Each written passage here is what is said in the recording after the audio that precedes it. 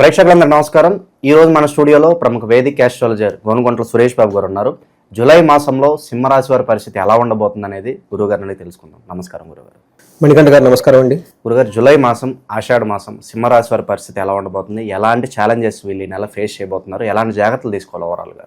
So ముందుగా మనం July month సింహరాశి వాళ్ళకి చెప్పుకునే ముందు ఒక మంచి మాట అన్నారండి, ఆషాఢ మాసం అని. చాలా వినసొంపుగా అనిపించింది నాకు. యాంకర్ కూడా కొంచెం ఆ మాత్రం జ్ఞానం ఉంటే మాకు ఇంకా ఏమంటారు ఉత్సాహంగా చెప్పాలనిపించింది. ఈ ఆషాఢ మాసంలో ఆషాఢ నవరాత్రులు, గుప్త నవరాత్రులు, మనకి వారాహి నవరాత్రులు అని ఉంటాయండి. ఎవరైతే పర్టికులర్గా భార్యాభర్తల మధ్య డైవర్స్ దాకా వెళ్ళిపోయి అవి ముందుకు ఎన్నికి వెళ్ళకుండా ఉంటే కనుక వీళ్ళు ఖచ్చితంగా ఈ 9 రోజులు ప్రతిరోజు 26 నుంచి 4వ తారీఖు వరకు ఈవినింగ్ 8 తర్వాత అండి అమ్మవారికి ధూపం వేసి వారాహి పూజ చేసుకుంటే మంచి క్లారిటీ వచ్చేసి ప్రాబ్లమ్స్ అన్నీ పోతూ ఉంటాయండి. రెండోది, మనకు జూలై 10న గురు పూర్ణిమ ఉందండి. సో ఆ రోజున గురువు గ్రహం ఎవరికైతే సరిగా లేదో, పర్టికులర్ వృశ్చిక రాశి వాళ్ళు కనుక గురువులను ధ్యానం చేసుకొని గురువు కొంచెం దానాలు కనుక చేస్తే, దక్షిణామూర్తి టెంపుల్స్ విజిట్ చేస్తే, ఆ రోజు మెడిటేషన్ చేస్తే చాలా మంచిదండి. సో అది ఒక మంచి రెమెడీ, పవర్ఫుల్ రెమెడీ. వీటన్నిటికంటే ఇంకొకటి, మనం జూలై 6th మనకి తొలి ఏకాదశి ఉందండి. ఆ రోజున ఇంట్లో ఎవరికైతే ఒకే కంటిన్యూస్గా ప్రాబ్లమ్స్ ఇబ్బందులు పడుతున్నారో వాళ్ళు మహాన్యాసపూర్వక ఏకాదశి రుద్రాభిషేకం ఇంట్లో పుట్టమట్టితో పార్థివలింగం చేసుకొని వాళ్ళని పూజారులని పురోహితులను అడిగితే చేస్తారండి. అది చేయమంటే వాళ్ళకి చేయించుకొని తర్వాత వేద ఆశీర్వాదం తీసుకుంటే ఆ ప్రాబ్లమ్స్ అన్నీ పోతాయండి. లాస్ట్ అండ్ మోస్ట్ ఇంపార్టెంట్, మనకి 25వ తారీఖు నుంచి శ్రావణ మాసం ప్రారంభమైపోతుంది.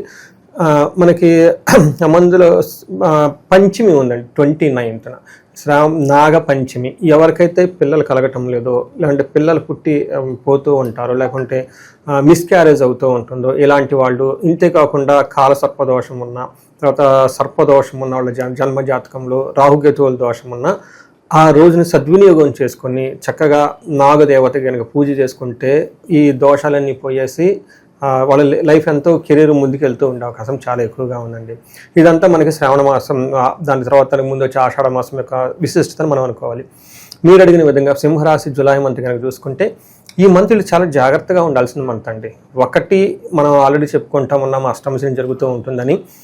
దానితో పాటు వీళ్ళకి సూర్యుడు 12వ ఇంట్లో ఉన్నారండి. సూర్యుడు 12వ ఇంట్లో ఉంటే చాలామందికి జాబులు పోతాయి. నాకు వచ్చిన వాళ్ళకి చాలామంది ఏంటంటే, ఏమంటే మాకు జాబ్ పోయిందండి. సో ఫస్ట్ అనమాట, ఎందుకంటే స్వస్థాన నాశనం చేయవా అంటారు. అంతేకాకుండా వీళ్ళకి జన్మ రాశిలోనే కేతువు మార్సు ఉన్నారండి. అగైన్ ఇది మంచి కాంబినేషన్ కాదండి, కొంచెం టఫ్ అయిన కాంబినేషన్. అలాగే సార్, జాబ్స్ ఉన్నోళ్ళు మరి వేరే ఆఫర్ ఏదన్నా వస్తే మారాలా వద్దా అని డైలమాలో ఉంటారు కదా, వాళ్ళకి ఎలా ఉంటుంది చూద్దాం. కొంచెం ముందుకెళ్ళిన తర్వాత ఆన్సర్ చేస్తాను. సో ఇది మనకి సింహరాశిలో ఈ 2 కాంబినేషన్ ఉండటం వల్ల వీళ్ళకి హెల్త్ కాంప్లికేషన్స్ వచ్చే అవకాశం ఎక్కువగా ఉంటుంది. చాలా జాగ్రత్తగా ఉండాలని మనం ఏమంటారు జాగ్రత్త అని మనం చెప్పుకోవాలన్నమాట. సో మహర్షులు మనకి జ్ఞానం ఎందుకు ఇచ్చారంటే అండి, ఎక్కడెక్కడ బాగాలేదో దాన్ని తెలుసుకొని చక్కగా కొంచెం కేర్ఫుల్గా ఉండాలి. ఇన్ కేసు ఏదైనా నెగిటివ్ సెట్ బ్యాక్ అయినా కానీ ఇబ్బంది పడకుండా మళ్ళీ పాజిటివ్ ఎనర్జీగా ముందుకు వెళ్ళిపోవడానికి మనకి ఒక ఏమంటారు మార్గదర్శకత్వాలు, దిశానిర్దేశం చేసే సబ్జెక్ట్ అని మనం అనుకోవాలి.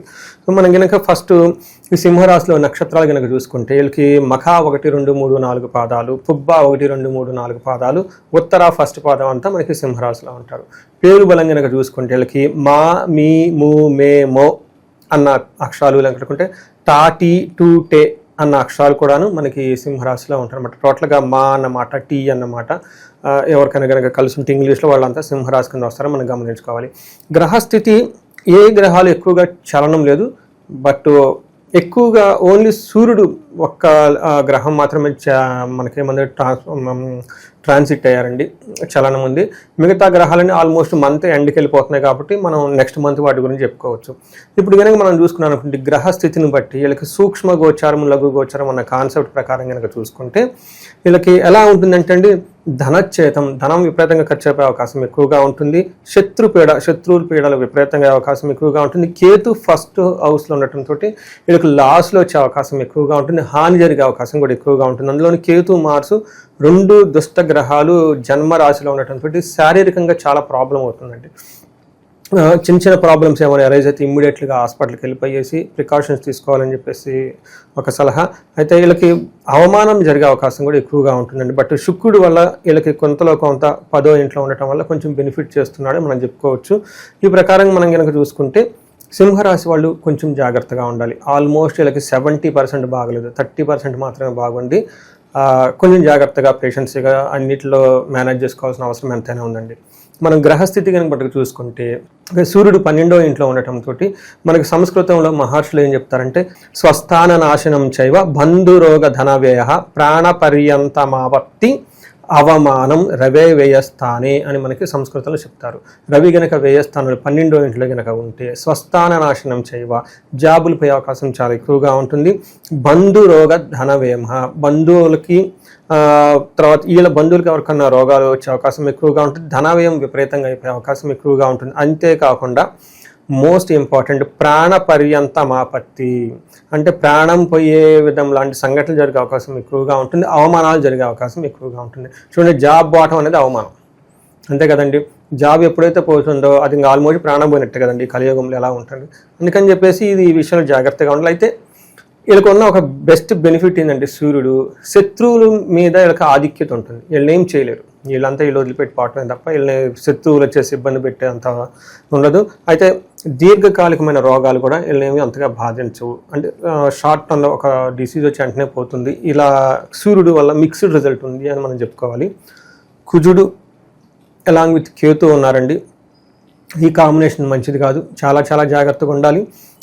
ఏం చెప్తుందంటేనండి శాస్త్రాల్లో మనకి మహర్షులు ఏం చెప్తారంటే జ్వరం ఖడ్గవరణం చైవ భార్యాబంధు విరోధ కృత్ చంద్రరాశిగతే యక్ష రాక్షస పీడనం. గుర్తుపెట్టుకోండి, చాలా ఇంపార్టెంట్. కుజుడు కేతువుతో కలిసి జన్మస్థానంలో ఉండటంతో లాస్ కోల్పోతారు. ఏం కోల్పోతారంటే జ్వరం విపరీతంగా వచ్చే అవకాశం ఎక్కువగా ఉంటుంది. ఖడ్గవరణం చైవ శరీరానికి గాయాలు అవుతాయి అంటే కత్తుల ద్వారా దెబ్బలు జరిగే అవకాశం, అంటే షార్ప్ ఎడ్జెస్ ద్వారా వీళ్ళకి గాయాలు జరిగే అవకాశం ఎక్కువగా ఉంటుంది. భార్యతోటి బంధువులతోటి గొడవలు వచ్చే అవకాశం ఎక్కువగా ఉంటుంది. అదే లేడీస్ అయితే హస్బెండ్తో గొడవలు వచ్చే అవకాశం ఎక్కువగా ఉంటుంది.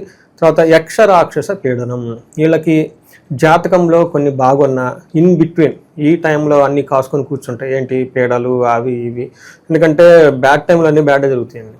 సో అవి కూడా కాసుకొని కూర్చుంటాయి. దిష్టి, నరదృష్టి, నరఘోష, తర్వాత పీడలు, తర్వాత ఈ శాపాలు అన్నీ ఒకేసారి వచ్చి అటాక్ అయ్యే అవకాశం ఎక్కువగా ఉంటుంది. జాగ్రత్తగా ఉండాలి. తర్వాత బేసికల్గా గాయాలు అయ్యే అవకాశం, స్టమక్ పెయిన్, విపరీతమైన కడుపు నొప్పి వచ్చేసి స్టమక్ అప్సెట్లు అయ్యే అవకాశం కూడా ఎక్కువగా ఉంటుంది. ఇది కుజుని వల్ల విత్ కేతుతో కలిసి ఉండటం. అయితే వీళ్ళకి కొంతలో కొంత లక్ అదృష్టం ఏమంటే శుక్రుడు మనకి ఇంపార్టెంట్ దేనికంటేనండి లవ్, రొమాన్స్, తర్వాత అందం, బ్యూటీ, ఆర్ట్స్, క్రాఫ్ట్స్. ఎంత సౌమ్యంగా ఉండి ప్లీజెంట్గా ఉండి ఈ గ్రహం 10వ ఇంట్లో ఉంటే సింహంలాగా గర్జించేస్తాడంట.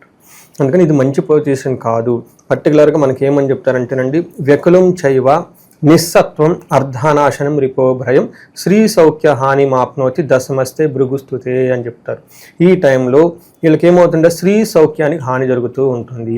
అంటే భార్య కానివ్వండి, లేదంటే ఇంట్లో లేడీస్ ఉంటారు కదండి, వాళ్ళ ద్వారా రావాల్సిన సౌఖ్యం, కంఫర్ట్ వీళ్ళ లేక ఇబ్బందులు పడే అవకాశం ఎక్కువగా ఉంటుంది. దీనితో పాటు అదే కనుక లేడీస్ అయితే హస్బెండ్తో కానివ్వండి, ఇంట్లో కొడుకులు కానీ ఎవరు ఉంటారు కదండి, వాళ్ళ లేదంటే బయట బాసుల ద్వారా కొంచెం ఇబ్బంది పడే అవకాశం ఎక్కువగా ఉంటుంది. వ్యకులం అంటే ఏదో ఒకటి మనసులో బాధపడుతూ ఉండే అవకాశం ఎక్కువగా ఉంటుంది. అయితే చదువుకునే పిల్లలకు మాత్రం ఎడ్యుకేషన్ పరంగా చాలా బాగుంటుంది అని మనం చెప్పుకోవాలండి.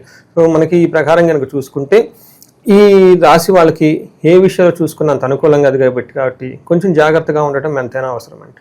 గురుగారు, పర్టికులర్గా ఈ రాశిలో ఏ నక్షత్రాలు ఉంటాయి, వాళ్ళకి ఎలా ఉండబోతుంది? ఇందులో మనకి మఖా, పూర్వ పాల్గొని, ఉత్తర పాల్గొని, లేదంటే మఖా, పుబ్బ, ఉత్తర అని మనం చెప్తూ ఉంటారు వాడికి లాంగ్వేజ్లో. వీళ్ళకి చూసుకుంటే చాలా మిక్స్డ్గా ఉంది, కొంచెం జాగ్రత్తగా ఉండాలని మనం చెప్పుకోవాలి. ఫస్ట్ వీళ్ళకి పాజిటివ్ సైడ్లో చూసుకుంటే ఈ మంత్ అంతా ఫస్ట్ వీక్లో పాజిటివ్ లాభప్రదంగా ఉంటుంది, క్షేమంగా ఉంటుంది, వస్త్ర లాభం ఉంటుంది, క్షేమంగా ఉంటారు. బట్ మధ్యలో మనకి ఏమంటే మృత్యుభయం, మరణము, కలహము అని చెప్తారు. అంటే మృత్యుభయం ఉంటుంది, మరణం ఉంటుంది, కలహం కూడా ఉండే అవకాశం ఎక్కువగా ఉంది. కాబట్టి కొంచెం జాగ్రత్తగా ఉండాలి.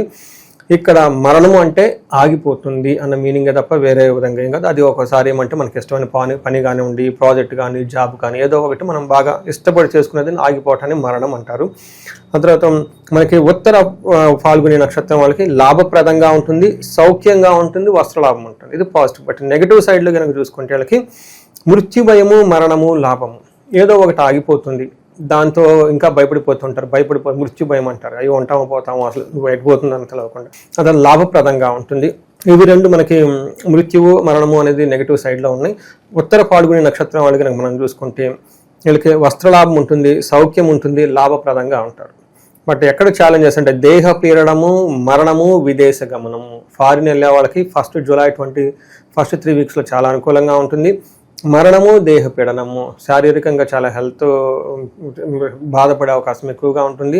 తర్వాత ఏదన్నా వీళ్ళకి బాగా ఇష్టమైన ఒక పని ఆగిపోయే అవకాశం ఎక్కువగా ఉంటుంది, మరణాన్ని సూచిస్తుంది. కాబట్టి వీళ్ళు జాగ్రత్తగా ఉండటం ఎంతైనా అవసరం.